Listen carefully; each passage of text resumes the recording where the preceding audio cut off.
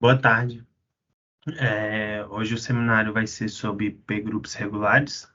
Eu sou aluno da disciplina de Teoria dos Grupos Finitos 2, disciplina da pós-graduação de Matemática na UNB.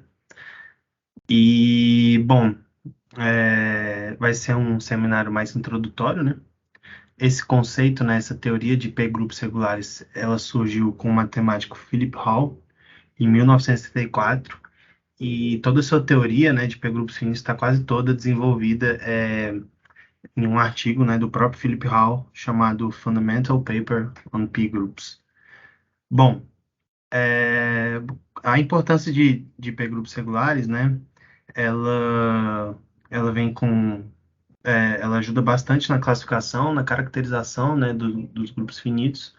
Em especial, ela traz algumas das mais importantes propriedades de P-grupos abelianos. Então, a gente vai ter essa relação, né, de grupo abeliano com os P-grupos regulares. Bom, esse seminário vai ser dividido da seguinte forma. Então, primeiramente, a gente vai dar toda uma teoria, alguns resultados preliminares e novas definições de subgrupos para a gente poder chegar na definição de P-grupo regular. A definição de P-grupo regular, ela não é muito trivial, quando você vê ela, você pode ficar um pouco confuso, por isso que a gente precisa aí definir várias coisas para poder chegar nessa definição.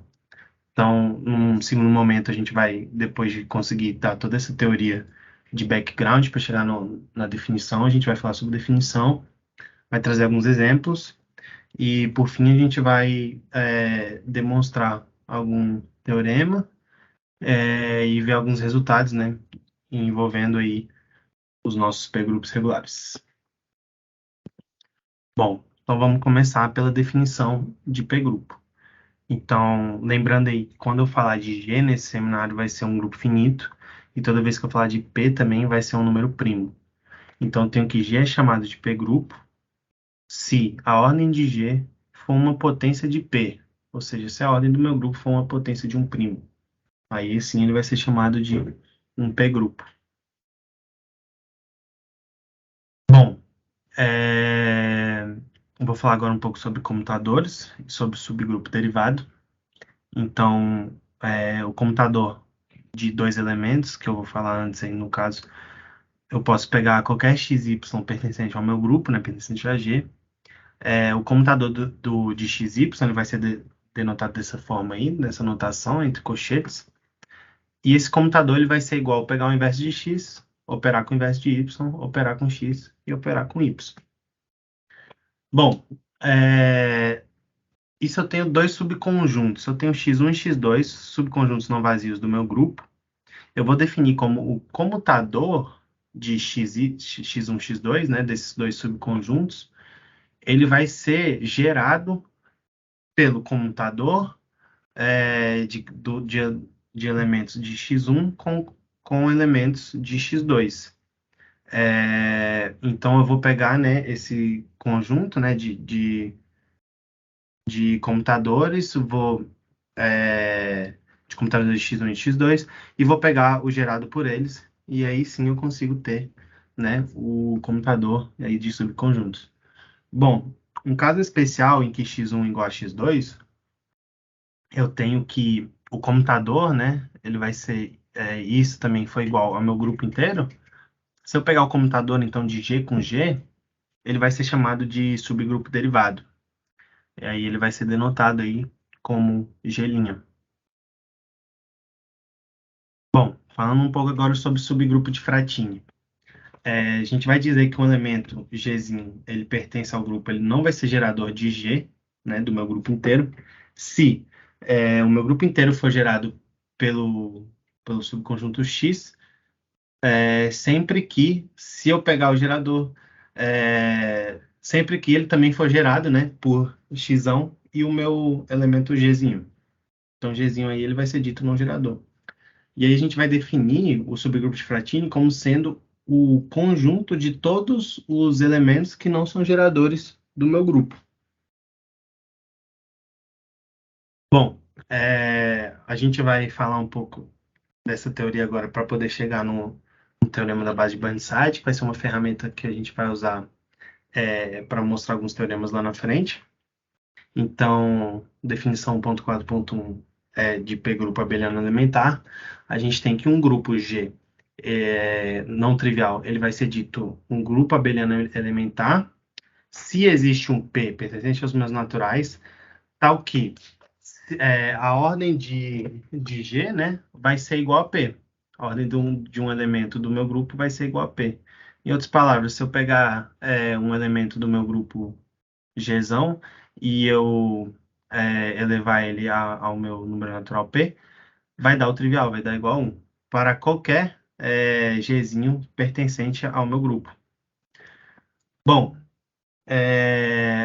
a gente tem aí agora um lema, né, que envolve aí o Fratini, né, e essa noção de grupo abeliano elementar, que diz o seguinte: seja G um P-grupo finito, então o Fratini de G ele vai ser trivial se e somente se G for abeliano elementar.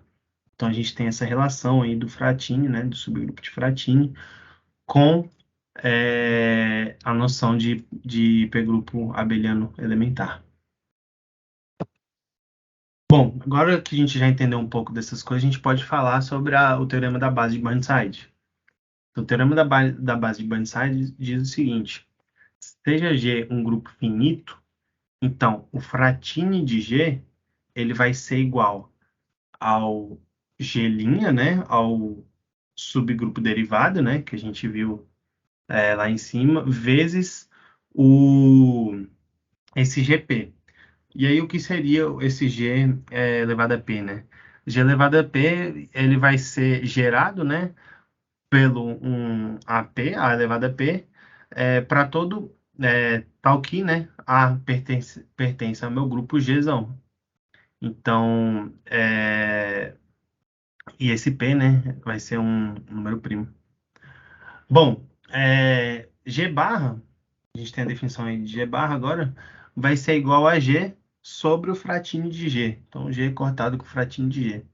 E aí a gente tem o seguinte: G barra igual a G cortado com fratini, ele vai ser P abeliano elementar, e, portanto, G barra vai ser um FP espaço vetorial. E, por fim, né, a gente tem que se a ordem de G barra for igual a P elevado a D, então qualquer conjunto gerador de G tem um subconjunto com D elementos que também vai gerar G. Esse resultado aí a gente também usa bastante. Bom, para a gente entender melhor, para a gente conseguir entender, na verdade, a definição de P-grupos regulares, a gente antes precisa falar um pouco sobre dois subgrupos duas séries de subgrupos, né, que a gente vai utilizar na definição de P-grupos regulares. E eles são subgrupos, né, que são bastante importantes no estudo da estrutura de potências de um grupo. Bom, antes de falar sobre esses dois subgrupos, que é o ômega e o ágeno, na verdade, que é ômega ao contrário, é o nome desse sinal aí. Então vamos falar sobre subgrupo característico. Então, seja H um subgrupo de G, a gente diz que H é característico de G, né?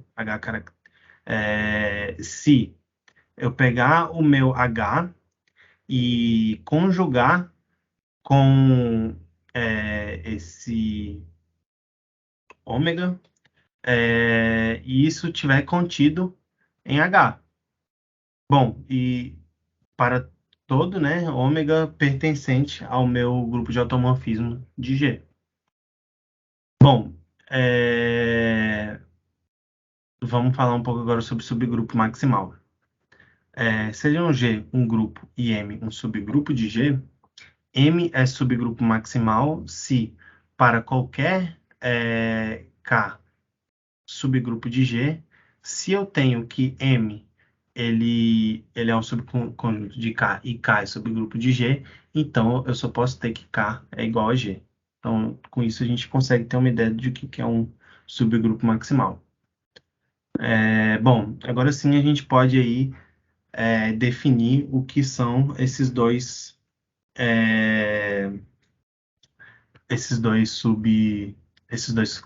subgrupos. Bom, Seja G um P grupo finito, para qualquer I maior ou igual a zero, a gente define ômega I de G como sendo gerado por X, né, pertencente ao meu grupo, de forma que X elevado a P, ele vai ter ordem igual a I. Em outras palavras, se eu pego X elevado a P elevado a I, isso aí tem que ser igual ao trivial. Da mesma forma, a gente define agora o ágeno. O ágeno de I de G, ele vai ser igual ao gerado pelo meu elemento X elevado a P elevado a I. Tal que X, né, é um elemento do meu grupo. Bom, então beleza. A gente acabou de introduzir esses dois subgrupos novos. A gente tem que entender bem, né, como é que vai funcionar, como é que vão funcionar os resultados envolvendo eles, para a gente conseguir chegar na definição de p-grupos regulares. Então a gente chega vamos fazer um teorema. Seja G um p-grupo finito, então o fratini de G é o menor subgrupo N, tal que G cortado com N é abeliano elementar. E a gente também tem esse resultado, que o fratini de G ele vai ser igual ao G', o subgrupo derivado, operado com o meu ágeno 1 de G. Tá. Para demonstrar aí o item 1, a gente tem o seguinte. A gente vai utilizar aí, o teorema 1.4.3, que é justamente o teorema da base de Burnside. Então, pelo teorema da base de Burnside, a gente tem que G, concentrado com fratini de G, é abeliano elementar. Só voltando aqui no teorema da base de Burnside, a gente está usando esse segundo item, né, que diz que G concentrado com fratini G é P abeliano elementar, e portanto, né, ele também diz que, portanto, esse quociente de G com fratini G, ele vai ser um FP espaço vetorial. Então, né, a gente tem aqui, pela base de Burnside isso, e a gente vai supor que G sobre N, né, G concentrado com N, vai ser abeliano elementar. Então, se Gn é abeliano elementar, então G sobre N vai ser um FP espaço vetorial. Consequentemente, se eu pegar a interseção dos seus subgrupos maximais, essa interseção vai ser trivial. Beleza. Como um subgrupo maximal de G sobre N é da forma M sobre N com M maximal em G, então a gente pode escrever ele dessa forma também, eu tenho que a interseção de todos os subgrupos maximais do meu grupo, que de tal forma que eles contêm o N, essa interseção de todos esses subgrupos maximais que vão conter N, ela vai ser igual a N. Então, na interseção, eu só tenho o meu N. Então, com isso, a gente tem que o fratini de G ele vai ser um subgrupo de N. Então, se ele é um subgrupo de N, a gente provou aí o primeiro item. Beleza. Bom, falando um pouco agora sobre o segundo item.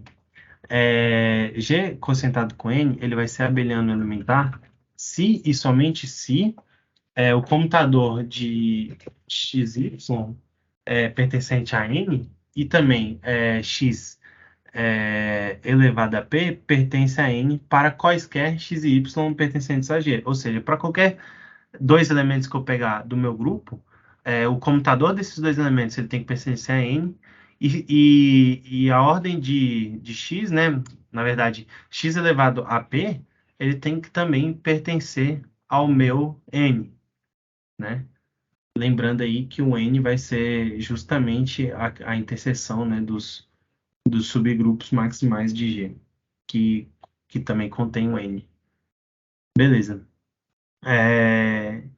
Bom, isso ocorre, né? Isto é, se somente se o meu G', produto com o meu ágeno de G, ele for um subgrupo de N. Então, segue do meu item 1, que o meu fratini de G, ele vai ser igual ao G', produto com o ágeno 1 de G. Por que que a gente tem que isso vai seguir? Porque se a gente pegou e mostrou que o G' produto com meoágeno de G, ele é subgrupo de N, no item 1 a gente tinha provado que o meu fratine de G, ele também era subgrupo de N. Então, com isso, a gente consegue ter justamente a igualdade, né, do fratine de G sendo igual aí ao meu G' produto com meoágeno de G. Bom, o teorema que a gente vai falar agora, ele vai mostrar que que o meu grupo, né, o ômega I de G e o meu ágino I de G, na verdade aqui está 1 mais 0 por CI, eles estão particularmente bem comportados. Então a gente vai ver como funciona bem, né, essa teoria justamente relacionando com os p-grupos abelianos. Bom, então teorema 2.1.5. Seja G um p-grupo abeliano finito, para qualquer i maior ou igual a zero, a gente tem o seguinte: o meu ômega i de G ele vai ser igual a esse conjunto aí. Ele vai ser igual ao conjunto de x pertencendo ao meu grupo, tal que a ordem de x elevado a p é igual a i. Ou, em outras palavras, x elevado a p elevado a i é igual ao trivial. Bom, e o item 2 diz o seguinte, que o ágino I de G ele vai ser igual a x elevado a p elevado a i, tal que x pertence a G. E o item 3 diz que o índice de G com o meu ágino I de G, ele vai ser igual justamente à ordem do meu ágino I de G. Bom, vamos falar um pouco sobre a demonstração desse teorema. Bom, esse mapa F que leva G em G, definido por f de x igual a x elevado a p elevado a i, ele é um homomorfismo. Ele vai ser um homomorfismo porque G é abeliano. Esse conjunto x pertence a G, tal que a ordem de x elevado a p é igual a i, ou então x elevado a p elevado a i é igual ao trivial, ele vai ser igual ao núcleo de F. Bom, se ele é igual ao núcleo de F, consequentemente, ele é um subgrupo do meu grupo G. Beleza, então eu acabei de ver que esse conjunto vai ser um subgrupo de G. Bom, como o meu ágeno I de G ele é gerado por esse conjunto, a gente tem que o item I vai seguir, né? Porque o item I diz que justamente que o meu ágino I de G ele é igual a x pertencente ao meu grupo, tal que x elevado a p elevado a i é igual a 1. E foi o que eu acabei de mostrar. Porque ele vai ser gerado pelo meu núcleo, né? Então, se ele vai ser gerado pelo núcleo desse mapa, a gente vai ter aí esse item 1. Bom, no item 2i, basta a gente observar que a imagem desse mapa, ele também vai ser um subgrupo de G. E o item 3, a gente tem que ele vai seguir, né, pelo primeiro teorema do isomorfismo. Então, se a gente aplicar o primeiro teorema do isomorfismo aí, a gente tem que a ordem que na verdade o índice de G pelo núcleo da minha função, ela vai ser igual à ordem da minha imagem, pelo primeiro teorema do isomorfismo. E aí, aplicando isso, né, a gente tem que G, a gente mostrou aí que o núcleo desse mapa é o ômega I de G, e G índice, o meu ômega vai ser igual aí à imagem, a ordem da minha imagem, e a ordem da minha imagem é justamente a ordem do meu ágino de G. Ágino I de G. Bom, beleza. Agora que a gente demonstrou esse teorema, a gente vai falar um pouco aqui o porquê que realmente é importante na hipótese desse teorema a gente ter que o grupo ele é abeliano. Então a gente não pode generalizar esse resultado para grupos que não são abelianos. de forma que se a gente fosse realmente tentar fazer isso, retirar a hipótese de que o grupo é abeliano, a gente teria que nenhuma dos resultados desses três itens que são abordados nesse teorema, eles iriam ser verdadeiros. E aí a gente consegue perceber aqui que, por exemplo, o ômega 1 do desse meu grupo de Edral aí, de D2M, ele vai ser justamente igual a D2M. E nem todos os elementos de D2M possuem ordem 2. Além disso, se o meu grupo, né, com esse ômega aí, a gente consegue utilizar como contra-exemplo para o item 1. Bom, além disso, né, se o meu grupo ele for gerado por A e B, de forma que A e B tem ordem 4, e A conjugado com B seja igual ao inverso de A, então o conjunto do quadrado dos elementos de G é esse subconjunto aí, de 1 ao quadrado, B ao quadrado, o qual não é um subgrupo. Então, isso aí já contradiz o item 2, que não vai ser um subgrupo, então a gente não vai ter essa igualdade aí. Bom, para o meu item 3i, a gente tem o seguinte, o índice de Q8 com o meu ômega 1 de Q8, ele é igual a 4.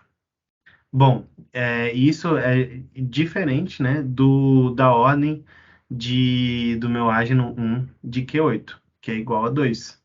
Então, se a gente fosse pegar para calcular, né, o ômega 1 de Q8, a gente ia ver que quando a gente pegasse um índice com Q8, isso ia dar 4, e quando a gente pegasse a ordem do ágino 1 de Q8, daria 2. Então, como a gente tem essa diferença, isso aí também é um contra-exemplo para o item 3. Então, essa igualdade não vai ser sempre verdadeira. De fato, então, a gente mostrou que essas três igualdades a gente necessita do fato do grupo ser abeliano. Se ele não for abeliano, como é o caso daí do Q8, a gente tem que vai ter um contra-exemplo, né, um problema em cada um desses itens. Bom, a chave para funcionar, né, esse teorema que a gente viu agora, né, ou seja, a chave para o funcionamento, para dar certo isso, é justamente ele ser abeliano. Em outras palavras, o fato dele ser abeliano, a gente vai ter essa igualdade aqui. X elevado a n, y elevado a n vai ser igual a xy elevado a n. E isso é fundamental para a gente conseguir chegar nos resultados que a gente chegou. Bom, essa igualdade ela não pode ser aplicada no caso geral, justamente porque quando não é abeliano, dificilmente a gente vai ter essa igualdade.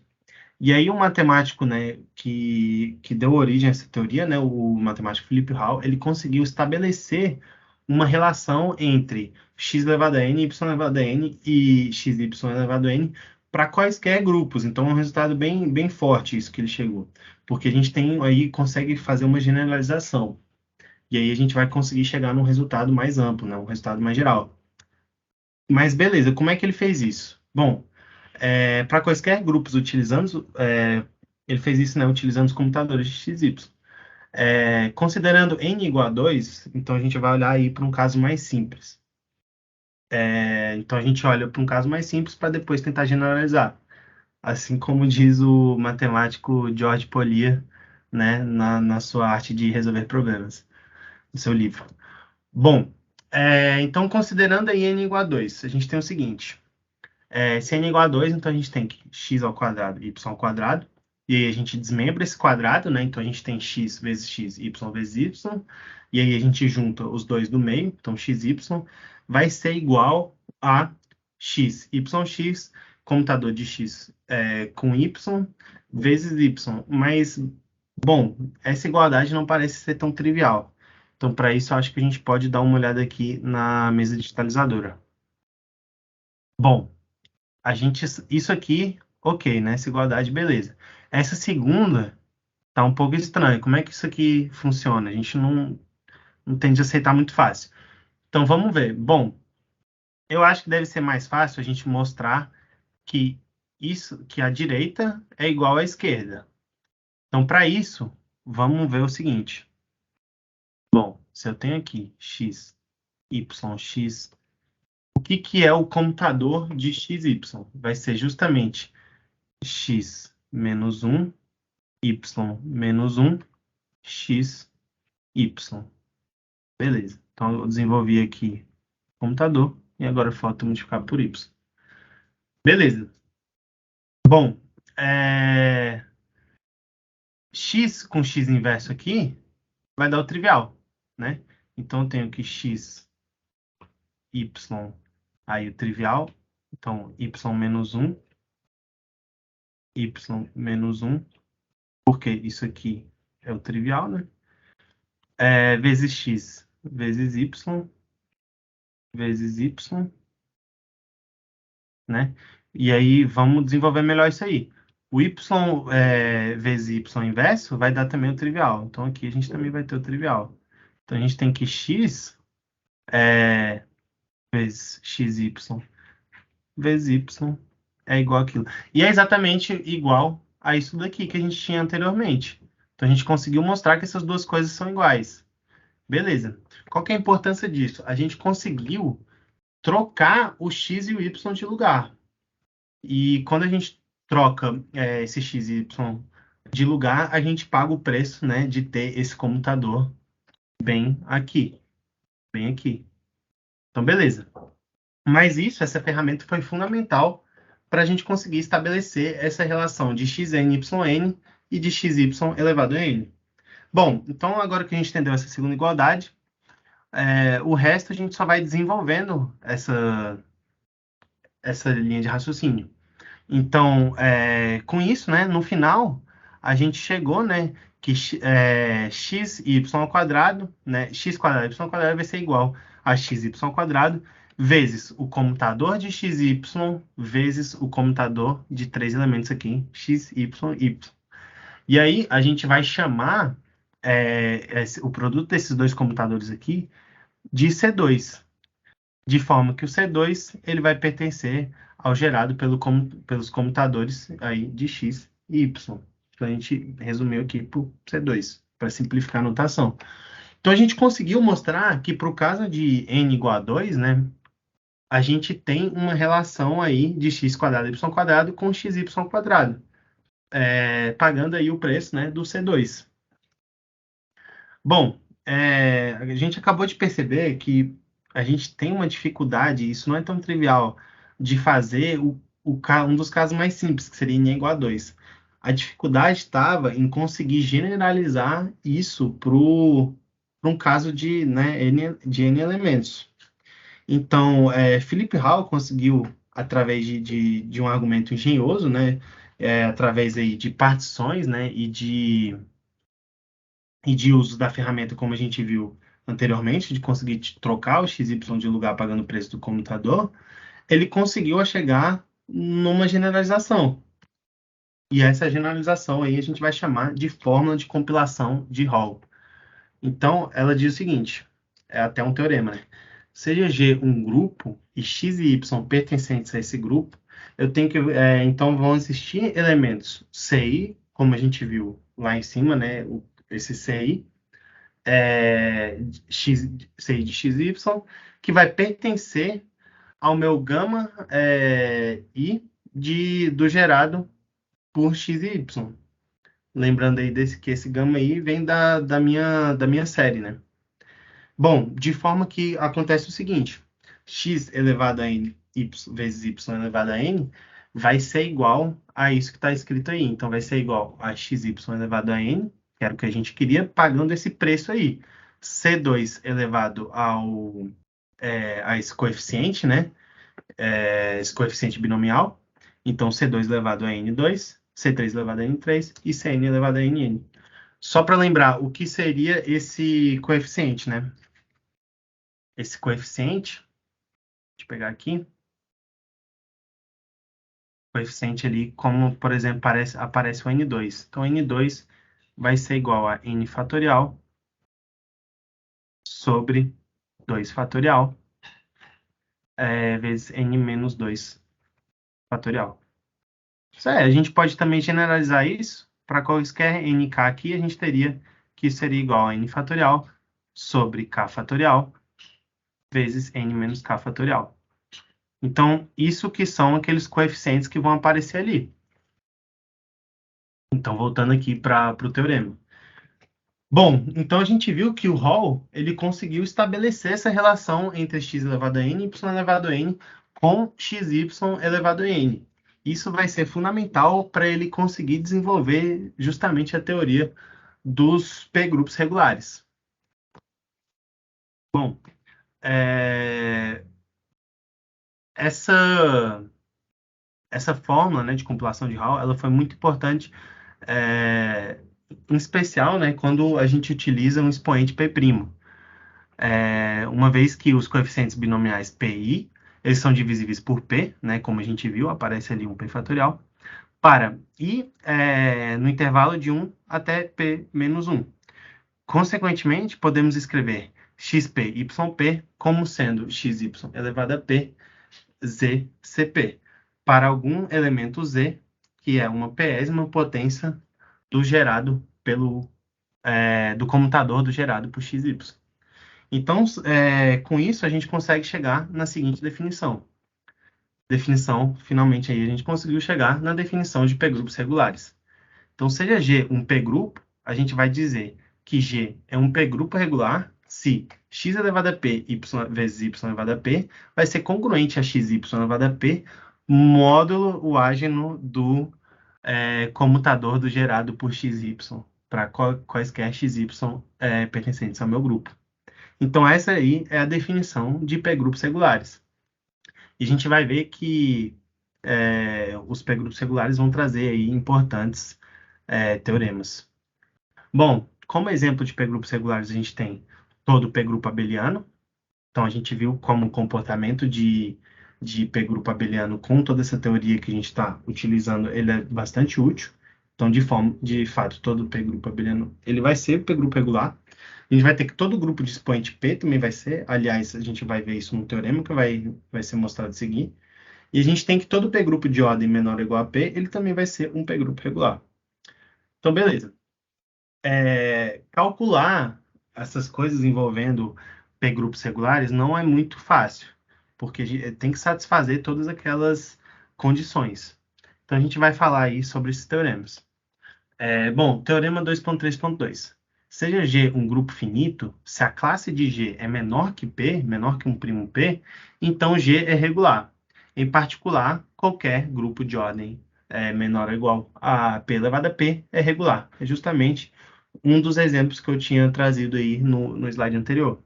Bom, no 2, a gente tem que se o gama de P menos 1 de G ele for cíclico, então G é regular. Isto é, se P é maior que 2 e G' é cíclico, então G é regular. E a gente tem aí, por fim, né, que um 2 grupo regular ele vai ser sempre abeliano. Bom, na demonstração a gente tem o seguinte. No item 1, a gente quer mostrar que se a classe de G ela for menor ou igual a P, então a gente vai ter que G vai ser regular. Então, a classe de G ser menor ou igual a P, isso vai implicar que o meu gama G de P ele vai ser trivial. Isso é, se o meu gama P do gerado por XY for trivial e o C XY de P ele for trivial também, então para todo XY pertencente a G, a gente vai ter que o G é regular. Então com isso a gente consegue provar aí que a classe de G sendo menor ou igual a P vai implicar em G ser regular. Bom, a gente quer mostrar agora que se a gente tem que o gama de P, gama P-1 de G ele vai ser cíclico, se ele for cíclico, né, a gente vai ter então que o G vai ser regular. Então, se o gama P-1 de G ele é cíclico, então, se P for igual a 2, então a gente tem que o resultado vai seguir. Por quê? Porque a gente teria que G seria igual ao gama 1 de G, que seria cíclico, né? Então, se ele é cíclico, ele vai ser abeliano, e se ele for abeliano, isso aí vai funcionar, né? Se ele for abeliano, a gente tem que, de fato, ele é regular, como a gente viu anteriormente. Então, tá. Então, suponha que P seja maior que 2. Então, a gente vai ter que, para quaisquer x e y, né, pertencentes ao meu grupo, eu vou definir esse meu H, né, esse meu conjunto H, como sendo gerado por XY. Então, a gente vai ter aí que o gama P-1 de H, ele também vai ser cíclico, né? Cíclico, então logo abeliano, logo seria regular. Bom, se o gama P-1 de H ele não for trivial, então eu tenho que o gama P de H vai ser menor, né, do que vai ser um subconjunto, de fato, do que o gama P-1 de H. Então a gente tem o seguinte acontece.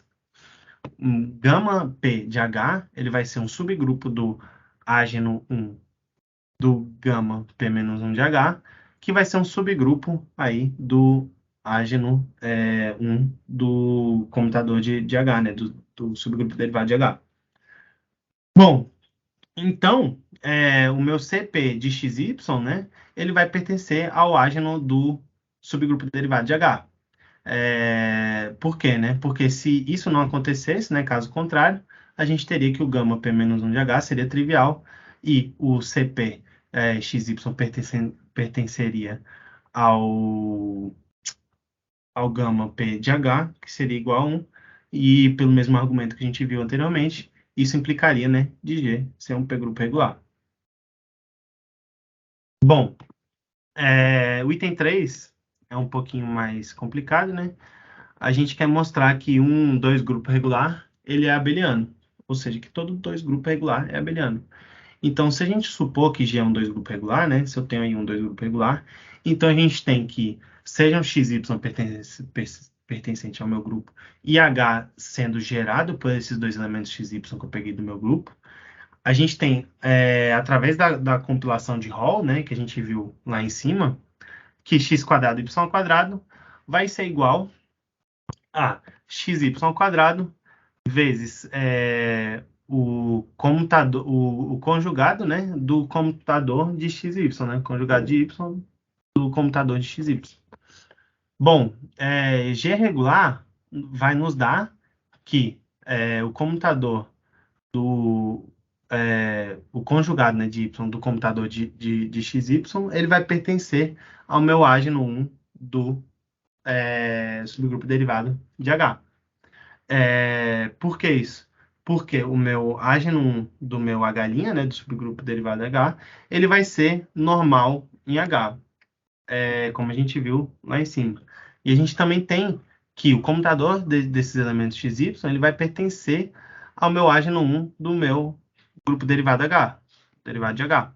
Então, a gente tem o seguinte, a gente tem que H cortado com o ágeno 1 de H', ele vai ser abeliano. Então, se ele vai ser abeliano, a gente tem a seguinte relação aí. O H' ele vai ser um subgrupo do ágeno 1 de H', que vai ser um subgrupo do meu fratinho de H'. Justamente pelo teorema que a gente tinha visto lá em cima, né? O 2.1.4. Aqui, 2.1.4. A gente acabou de ver aqui, né? Que ele vai ser um subgrupo. Bom, então, voltando aqui, né? A gente tem que isso só vai acontecer justamente quando o derivado de H for trivial, né? Então, é justamente o que fala aqui no 2.1.4, que ele vai ser abeliano trivial, né? E como a gente viu da definição de abeliano trivial, isso acontece quando todo elemento de G, né, tem ordem P. Beleza. Então, a gente pode voltar aqui. A gente tem, então, né, por causa disso tudo, quaisquer dois elementos de G, eles vão comutar. Então, isso é justamente, né, nos dá que G vai ser abeliano. Bom, o último teorema que eu vou falar aqui vai ser esse, teorema 2.3.3, que diz o seguinte: para quaisquer xy pertencentes ao meu grupo, e i maior ou igual a zero, a gente tem que x elevado a p elevado a i vai ser igual a y elevado a p elevado a i, se e somente se o x menos 1 ao invés de x operado com y, elevado a p elevado a i, vai ser igual a 1. Beleza. O item 2 diz o seguinte: para qualquer i maior ou igual a zero, o meu ômega i de g vai ser igual a x, tal que x elevado a p elevado a i é o trivial. E para qualquer i maior ou igual a zero, o ágino i de g vai ser igual a x elevado a p elevado a i, para todo x pertencente ao meu grupo. E para qualquer índice de g com o meu ômega i de g, isso vai ser igual à ordem do meu ágino i de g. Bom, a demonstração desse teorema aí fica como um exercício, né? E falar agora só sobre um corolário que segue desse teorema. Então, se eu tenho que G é um grupo gerado pelos elementos de ordem menores ou iguais a p elevado a e, então o expoente de G ele vai ser menor ou igual ao p elevado a e. Bom, a demonstração dele segue dessa forma. Então, seja G gerado pelos esses elementos, né, de xi, de forma que eles vão ter ordem menores ou iguais a p elevado a e.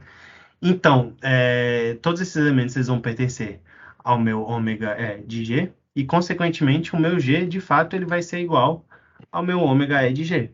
Então, como o G ele é regular, segue da parte 2 do item 2.3.3, dessa parte 2 aí que a gente tem aqui, desse item 2, que todo elemento de G vai ter ordem, então, menor ou igual que P elevado a E. E também que o expoente de G vai ser menor ou igual a P elevado a E. E com isso, esse corolário segue. Bom, essas são as referências que eu utilizei. Essa referência número 1 aí é do próprio Philip Hall, mas tá, para um melhor entendimento eu segui, mas foi esse artigo aqui que está muito bem elaborado, né, que se chama Introduction to Finite P Groups, Regular P Groups and Groups of Maximal Class. E é isso. Obrigado aí